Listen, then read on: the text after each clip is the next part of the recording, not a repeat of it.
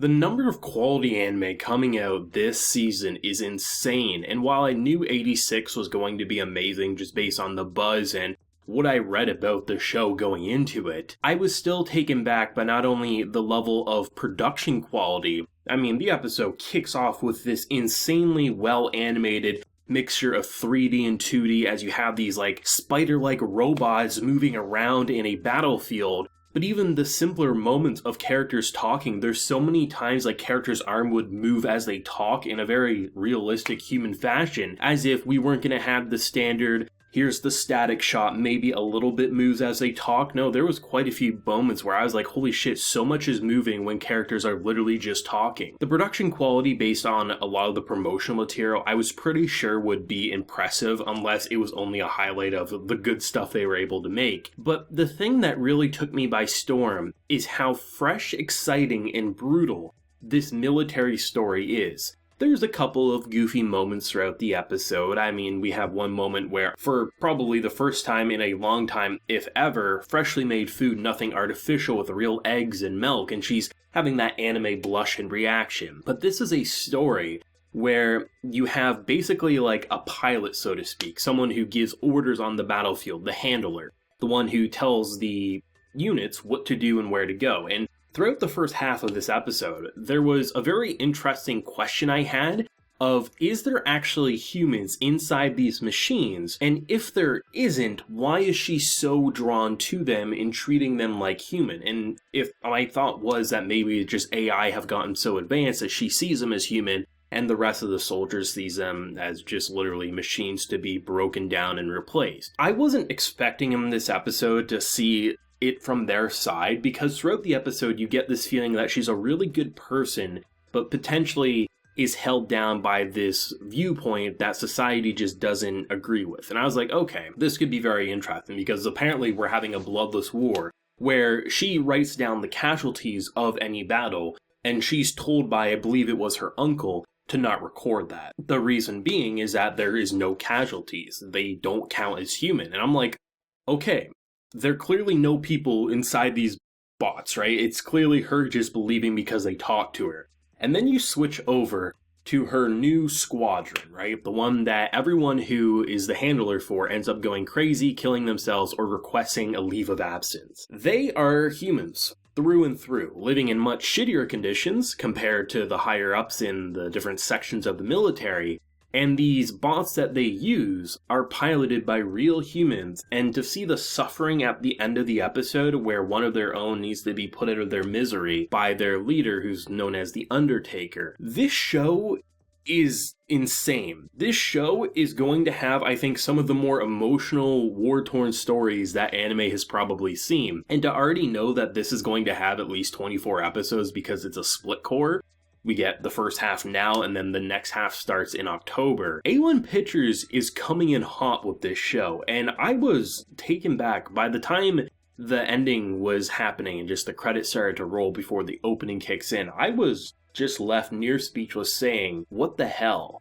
Why do people view them as no trace of humanity? Are there some people who legit just don't know what goes on underneath the hood? Or is it simply kind of like a race class thing where just because of how they were born or situations, they're literally considered less than animals to the point that they're just machines to be replaced, a cog in the wheel? And that is fascinatingly brutal. You have this such a sweet character who is tasked with literally witnessing and hearing all the deaths and cries and screams.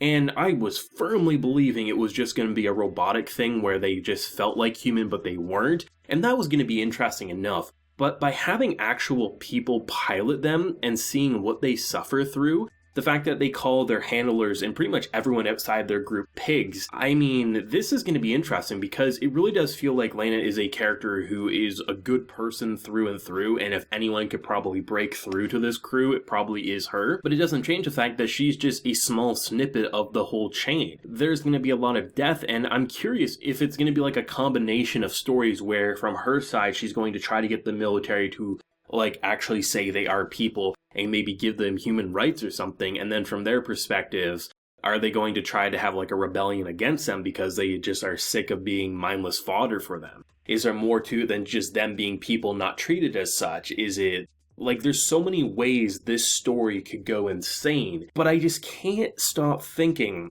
about how this is considered a bloodless war, when we see that is the farthest thing from the truth. This show, I think, in terms of a debut, in terms of setting you up saying this is a war story, we see a lot of military stories, whether it has a mixture of fantasy with like magics and swords, and then there's just straight up guns and artillery. But I can say this is already probably one of the best starts for a war story in the anime medium. And I think sometimes when you hear buzz about big series getting finally an adaptation, you can look at it from the surface and say, we've seen that character design before, we've seen that premise before, what makes it so interesting?